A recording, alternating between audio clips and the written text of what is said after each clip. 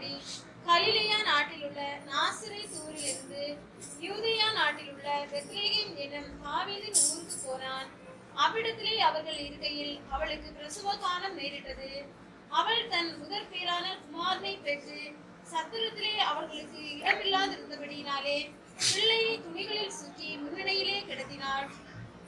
அப்பொழுது அந்த நாட்டிலே மேய்ப்பர்கள் வயல்வெளியில் தங்கி ராத்திரியிலே தங்கள் மந்தையை காத்து கொண்டிருந்தார்கள். அவ்வேளையிலே கர்த்தருடைய தூதன் அவர்களிடத்தில் வந்து நின்றான். கர்த்தருடைய மகிமை அவர்களை சுற்றிலும் பிரகாசித்தது. அவர்கள் மிகவும் பயந்தார்கள். தேவதூதன் அவர்களை நோக்கி, பயப்படாதீர்கள், இதோ எல்லா ஜனத்துக்கும் மிகுந்த சந்தோஷத்தை உண்டாக்கும் நற்செய்தியை உங்களுக்கு அறிவிக்கிறேன். இன்று கர்த்தராகிய கிறிஸ்து என்னும் இரட்சகர் உங்களுக்கு தாவீதின் ஊரிலே பிறந்திருக்கிறார். பிள்ளையை துணிகளில் சுற்றி முன்னணியிலே கிடத்தியிருக்க காண்பீர்கள். இதுவே உங்களுக்கு அடையாளம் என்றான். அந்த க்ஷணமே பரமசேனையின் திரள் அந்த தூதனுடனே தோன்றி, உன்னதத்தில் இருக்கிற தேவனுக்கு மகிமையும் பூமியிலே சமாதானமும் மனுஷன் மேல் பிரியமும் உண்டாவதாக என்று சொல்லி தேவனை துதித்தார்கள்.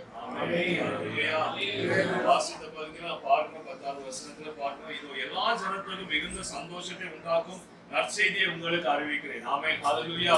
ஒரு நற்செய்தி அந்த இடத்துல அறிவிக்கிறேன், அந்த இடத்துல வசனம் சொல்லுகிறது. அதை நான் பார்க்கும் பொழுது 7வது வசனத்துல பார்க்கும் பொழுது, அவள் தன் முதல் பேரான குமாரனை பெற்று சத்திரத்திலே அவளுக்கு இடமில்லாது இருந்தபடியால் பிள்ளையை துணிகளில் சுற்றி முன்னடையிலே கிடத்தினார். அவன் அந்த இடத்துல பார்க்கணும். இங்க பார்க்கும் பொழுது ஒரு பெரிய மகிழ்ச்சி, சந்தோஷம் சொல்லப்பட்டிருக்கிறது. ஆனால் அதுக்கு முன்பகுதி நாம் பார்க்கும்போது சத்திரத்திலே வைப்பதற்கு இடம் இல்லை. ஆமென், ஹல்லேலூயா.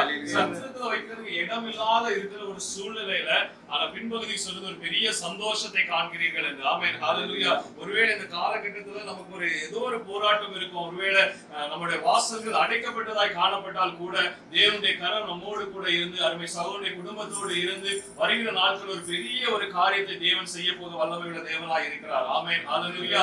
அந்த இடத்துல மேய்ப்பர்களுக்கு வந்து அந்த வார்த்தைகளை சொல்லி மேய்ப்பர்கள் தேவனுடைய நற்செய்தியை அறிவிக்கும்படியாய் தேவன் அந்த இடத்துல ஒரு கிருபையை செய்தார். ஆமென், ஹல்லேலூயா. அதே போல இந்த குடும்பத்தை வைத்து தேவன் பெரிய காரியங்களை செய்யும்படியாகவும் பலருக்கு சுவிசேஷம் அறிவிக்கும்படியாய் நற்செய்தி அறிவிக்கும்படியாய் தேவன் இந்த குடும்பத்தை இன்னும் வருகிற நாட்கள் அதிகமாய் ஆசீர்வதிக்கும்படியா நம்ம இந்த நேரத்தில் ஒப்பு கொடுத்து நாம் செபிக்க போகிறோம். அதோடு கூட ஒரு வசனத்தை நாம் வாசிப்போம். வெளிப்படுத்தின விசேஷம் 3வது அதிகாரத்தில் நாம் பார்க்கும் பொழுது அந்த இடத்துல ஒரு வசனம் 8வது வசனம் 3:8 சொல்லப்படுது, உன் கிரியைகளை அறிந்திருக்கிறேன், உனக்கு கொஞ்சம் பலன் இருந்தும் நீ என் நாமத்தை மறுதலியாமல் என் வசனத்தை கை கொண்டபடியினால் இதோ திறந்த வாசலை உனக்கு முன்பாக வைத்திருக்கிறேன், அதை ஒருவரும் பூட்ட மாட்டான். ஆமென், ஹல்லேலூயா. ஒருவேளை சத்திரத்துல நமக்கு இடம் இல்லாம இருந்தாலும் எல்லாம் பூட்டப்பட்ட ஒரு நிலைமையிலும் காணப்பட்டாலும் ஆண்டவர் சொல்லுகிறார், உனக்கு கொஞ்சம் பலன் இருந்தும் நீ என் நாமத்தை மறுதலியாமல் என் வசனத்தை கை கொண்டபடியினாலே திறந்த வாசலை உனக்கு முன்பாக வைத்திருக்கிறேன். ஆமென், ஹல்லேலூயா.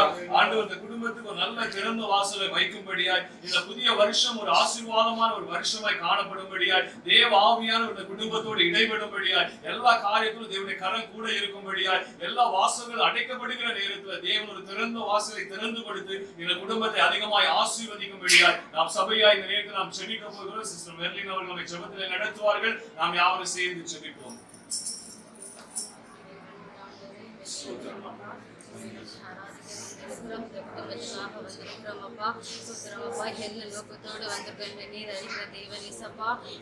குடும்பத்திற்கு தேவையான எல்லா தேவைகளையும் நீங்க பூர்த்தி செய்து கொடுங்க இசப்பா. விடுதலை உண்ட கரத்துல ஒப்படைக்கிறோம்ப்பா.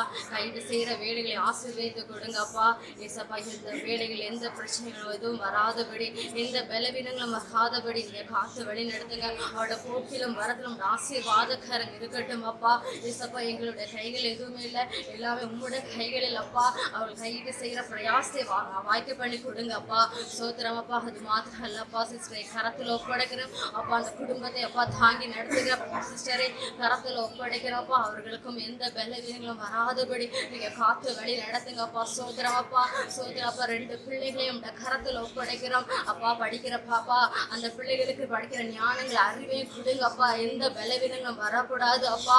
அறிவிலும் ஞானத்திலும் எல்லாவற்றிலும் சிறந்து விளங்க நீங்க அப்பா அவர்களுக்கு உதவி செய்யுங்கப்பா. இந்த குடும்பத்தை எடுத்து பயன்படுத்துங்கப்பா.